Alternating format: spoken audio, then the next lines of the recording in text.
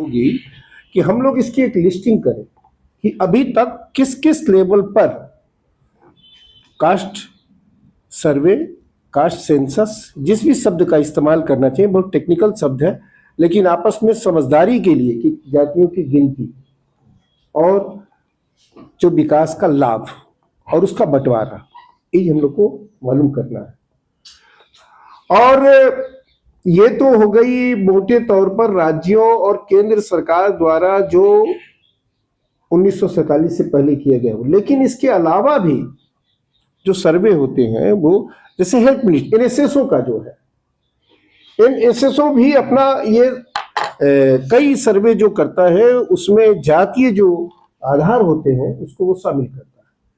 Health में भी जो कई सर्वे होते हैं वो भी हेल्थ के भी जो बहुत सारे सर्वे होते हैं उसमें भी जाति शामिल होती है। जैसे एक आंकड़ा ये आया कि जो डेथ रेट है, जो आयु है, एज, आपकी जो पूरी लाइफ की एज है, उसका एवरेज आप आदिवासियों में खासतौर से एसटी में 10 साल कम पाएंगे आप अपेक्षाकृत। यानी कि आपकी अगर आयु 70 हो गई है एवरेज, तो उनकी आयु 60 ही है, अभी ठहरी हुई है। और ये बात जो एससी कम्युनिटी की बहुत सारी जातियां हैं उनमें भी ये शामिल है। तो एक ये बड़ा फैक्ट है कि आप का ये जो विकास का जो असर है वो कैसे सीधे लाइफ के आपके रेंज पर, लाइफ के आपके जिंदगी की जो उम्र है उस पर कैसे पड़ता है। तो ये एक बात उसमें ये शामिल है। मैं केवल ये कह रहा हूं आपसे कि अभी प्रारंभिक मीटिंग है और प्रारंभिक मीटिंग में हमको पहले जो कुछ अब तक हुआ है उसको कैसे हम समराइज करें, कैसे उसकी लिस्टिंग करें, ये बड़ा काम है। क्योंकि हम जिस तरह के लोग हैं उसमें इसका कल्चर नहीं है, इस तरह के डॉक्यूमेंटेशन करने का, रिसर्च करने का, ये हमारे यहाँ कल्चर नहीं है।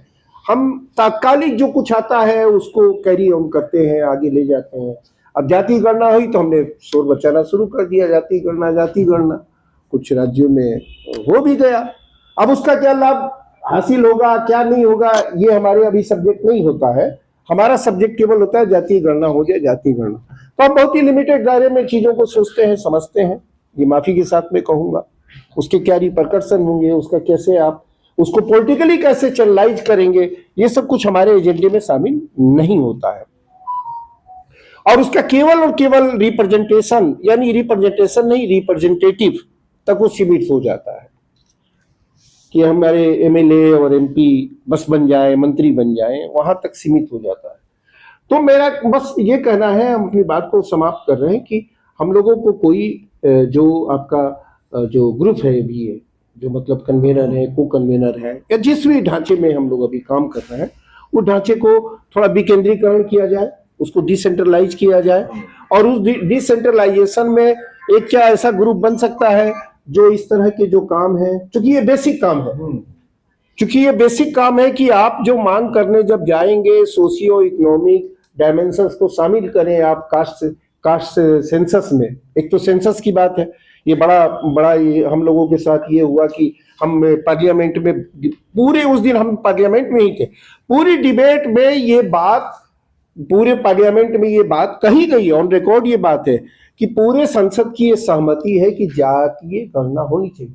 लेकिन एक शब्द ने केवल कि जो आप सेंसस की बात कर रहे थे उसको प्रणब मुखर्जी ने सर्वे में कन्वर्ट कर दिया, और ये बात हम लोग नहीं समझ पाए। सेंसस को सर्वे में वो कन्वर्ट कर दिया। वो सर्वे की रिपोर्ट भी आज तक दबी हुई है। मान लीजिए वो सर्वे की रिपोर्ट जो है वो क्यों दबी हुई है उसके बारे में तहकीकात करें, उसमें आरटीआई हम लोग डाल के पूछ सकते हैं, एक प्रेशर बनाने के लिए। पता नहीं आरटीआई का क्या जवाब मिलेगा, नहीं मिलेगा, लेकिन एक दबाव बनाने के लिए हम ये काम कर सकते हैं।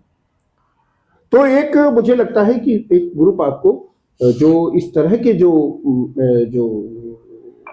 मटेरियल्स है, सामग्री है, उसको कलेक्ट करने के लिए, उसके स्टडी करने के लिए, ताकि जो नई स्थितियां हैं उनमें हम और क्या जोड़ सकते हैं। जैसे 1931 में हमने देखा था कि जातिवार एकदम वो एजुकेशन की गणना थी कि जैसे मान लीजिए कि चमार जाति है, चमार जाति में कितने % महिलाओं को एग्जैक्ट नंबर है उसका कि कितनी महिलाओं को शिक्षा मिली, 100 में 1 को मिली, 2 को मिली, और पुरुषों को कितनी मिली। ये सब कुछ उसमें बिल्कुल 1900 बहुत ही विस्तारित वो स्टडी है।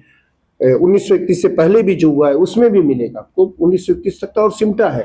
बल्कि हाँ, एक बात और शामिल करें कि जो 1931 का हम केवल शामिल कर रहे हैं, 1931 तक की जो जर्नी है वो जर्नी सिमट रही है। उससे पहले जब शुरू हो रहा है तो वो ज्यादा और विस्तारित है। तो वो ये मान के ना चले कि हमको 1931 का ही केवल देखना है। 1921 में क्या पैरामीटर्स थे, 1911 में क्या पैरामीटर्स था, ये सब कुछ हमको उसमें देखना पड़ेगा। तो एक हमारे ख्याल से हमको मिलके एक कमेटी बनानी पड़ेगी ताकि उसके स्टडी हो, सही बात, तब जाके आप एक मुकम्मल एक मेमोरेंडम जो है अपना तैयार करेंगे, और उसी पर्चे को लेके फिर आप देश भर में घूमेंगे, बोलेंगे, बतियाएंगे। उसकी शब्दावली पर आप जरूर ध्यान देंगे, शब्दों पर बहुत गौर करेंगे, बहुत सेंसिटिव ये चीज है शब्दों के बारे में। और जो सरकारी जो शब्द में टेक्निकली यूज होते हैं उन्हीं शब्दों का इस्तेमाल हमको अपने मेमोरेंडम में करना, नहीं तो वो शब्दों से बहुत खेलते हैं पूरी सरकार। सेंसस जो है वो सेंसस कराती है, आपके यहाँ रजिस्ट्रार हैं सर्वेक्षण, ये गणना के लिए रजिस्ट्रार ऑफ क्या हाँ कॉन्स्टिट्यूशनल वो कॉन्स्टिट्यूशनल आपकी वो बाध्यता है, वो कराना है हर 10 साल पर। ठीक है, सर्वे जो होता है वो सर्वे का जो है वो कॉन्स्टिट्यूशनली मैंडेट नहीं है। वो फर्क, बेसिक फर्क आपको ये है। आप सर्वे जैसे बिहार की सरकार को कोई जरूरत नहीं पड़ी कि वो केंद्र सरकार चिल्लाती रहेगी, लेकिन राज्य सरकार का सब्जेक्ट है वो। राज्य सरकार ने अपने सब्जेक्ट में को उसकी अपना उसको जरूरत कंपल्सन आया, पॉलिटिकल एक कंपल्सन था उसके सामने कि वो इस सर्वे को अंजाम दे, और सर्वे उसने दे के, अब वो जस्ट लाइक वो है कि आपको पूरे एक तस्वीर जो है कोर्ट ने एक्सेप्ट नहीं किया। अब उसको चैलेंज आप कर रहे हो, उसको लीगली उसमें कर सकते हैं उनका सेंट्रल गवर्नमेंट, क्योंकि वो इंटरप्रिटेशन का चक्कर होता है, व्याख्या ही तो सब महत्वपूर्ण होती है अदालतों में।